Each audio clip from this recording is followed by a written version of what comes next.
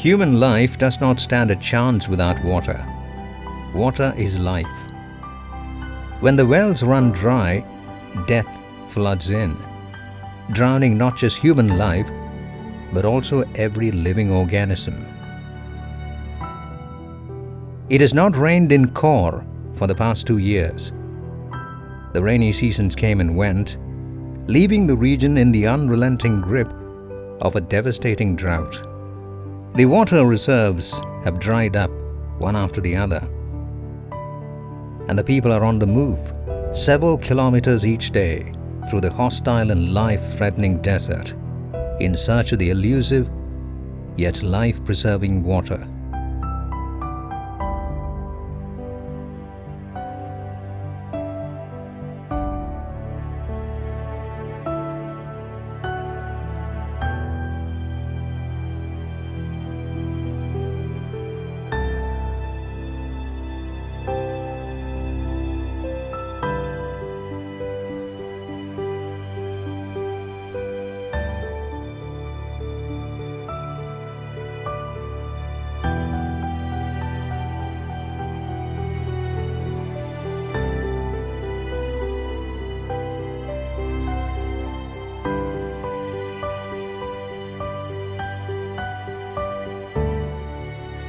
Korr, meaning white rock, is a desolate desert in the northern frontier region of Kenya.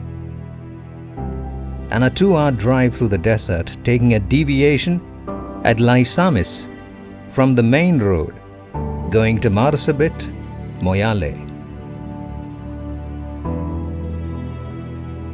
The people are nomadic herdsmen, and their life revolves around water. They keep moving up to a staggering 300 kilometers from their manyatas, meaning villages, in search of water. The Salesian mission of Korr in the Kaisu Desert, established in 1980, has been reaching out to the deprived and needy people living in the several manyatas dotting the desert landscape and assisting them in their grim battle for survival.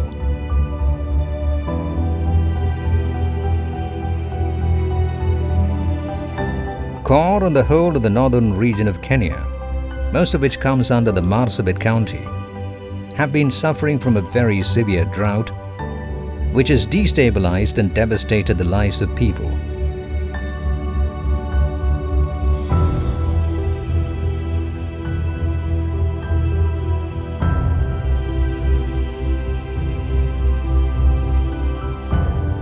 The wells and lagas, rivers, have dried.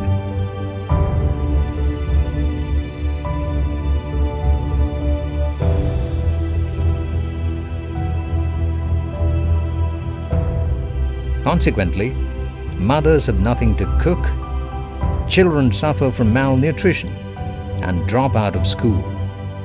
Hungry and dehydrated, they fall prey to a host of ailments, some of which one cannot even mention due to human decency.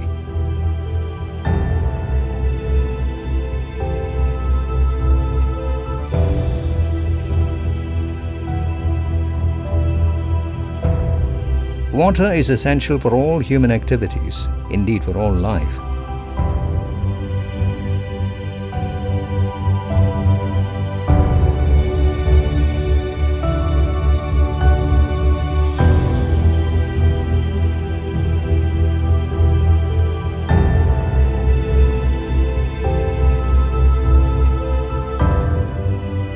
In extreme cases, the manyatas even begin to break down, resulting in mass displacement of the people.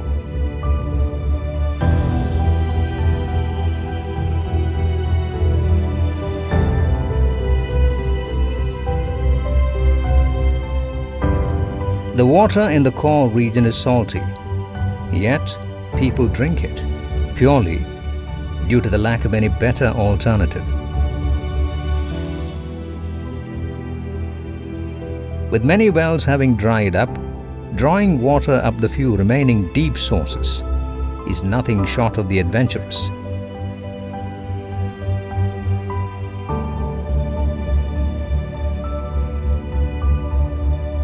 Besides, There is always a threat to the drought persisting, and even these remaining sources are drying up.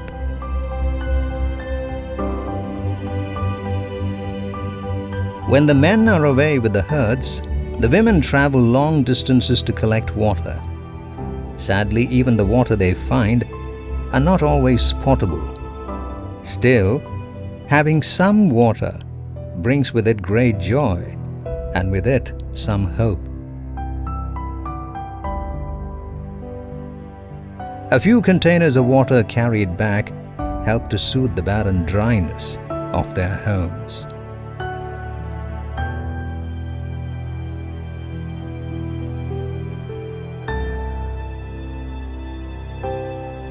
There are bore wells earmarked for the animals, but here the water is strictly rationed. The goats are watered once in 4 days and the camels once in 2 weeks. The lack of rains has also contributed to massive loss of livestock, and this in turn has undermined the livelihood of those who depend on them for economic and food security. The people rely on their animals for survival, not just the meat, but also the milk and the blood, which provide for that much needed intake of fluids.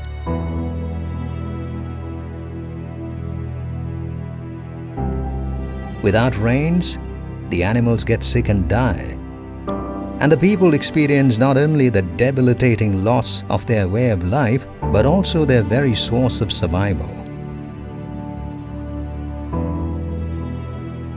Cultivation is possible only where water flows. Without cultivation, food supplies dry up. In the Korr of today, nothing seems to grow except the scattered thorny bushes and some sturdy trees. Food is scarce, and most survive on a single meal a day. Dehydrated and starved as they are, the mothers have no milk to provide to their suckling babes.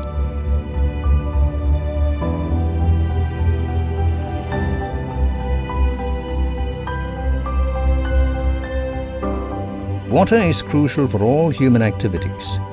Lack of water leads to a number of health issues as well. The standard levels of cleanliness cannot be maintained. Regular baths and even the washing of hands become luxuries. Normal bodily functions and personal hygiene collapse. The worst affected in all such situations are the women. This cruel cycle is likely to repeat itself in Korr. The need of the hour is prevention of drought and the providing of sustainable long-term solutions through water harvesting and taking steps to provide bore wells, water tanks, and similar facilities.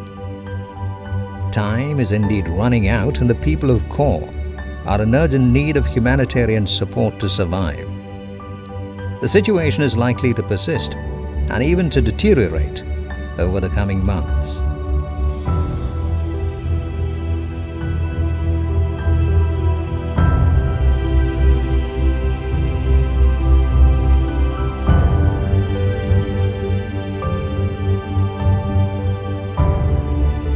The next rains are due only in October, but experience proves that even these are not guaranteed.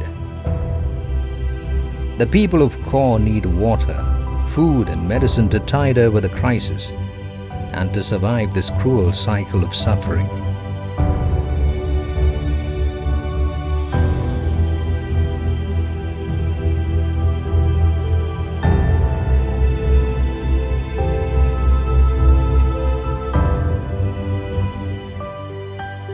The Korr mission is the first Salesian presence in East Africa. The Nirmala Dasi sisters from Thrissur, Kerala, India, joined them in 1983.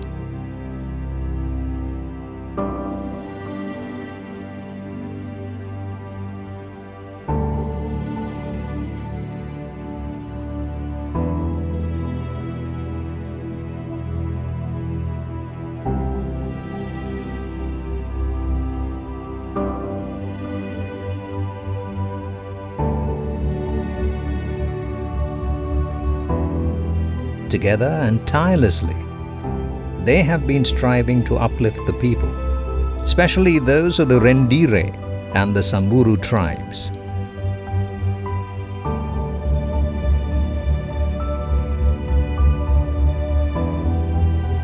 The needs, however, are too complex, and the missionaries are caught up in a never-relenting whirlpool of everyday emergencies. When hit by acute drought, they too tend to lose their balance. Still, they plod on with true Christian fortitude.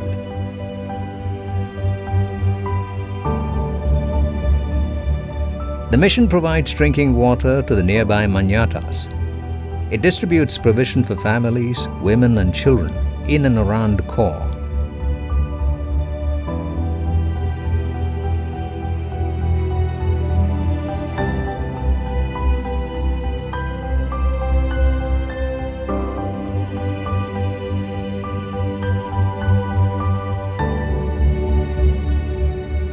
Maize, beans and oil are also provided for school children to prevent them from dropping out of school.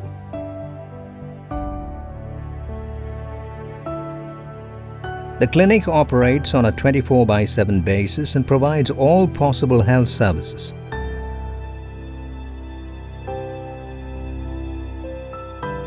The fathers and sisters are generally on the move with food supplies, medicine, and even cans to help people carry water home. The Korr mission extends to over 60 kilometers and provides for the people of Korr, Alusurwa, Borairamia, Grunik, Bala, Langima, Lokichula, Mpagus, Farakorain, and Namare, all scattered at a distance of several kilometers from each other. In all, they total 4,805 households.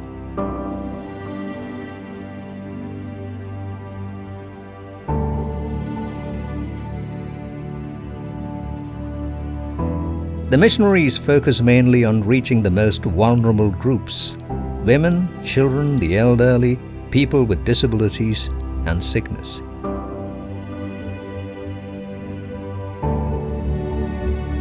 No help is too small for a people struggling to survive the cruel vagaries of nature. The people of Korr are grateful for the support they receive and still believe that there is no drought of kindness in the more blessed regions of our world.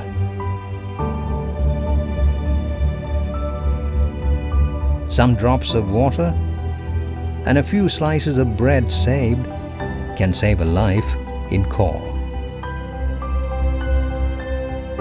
As always, it is the many little acts of kindness which form little rivers, flowing with tender notes of love, wiping out pain, and bringing on the smiles to the parched lips of the drought-hit people of Korr.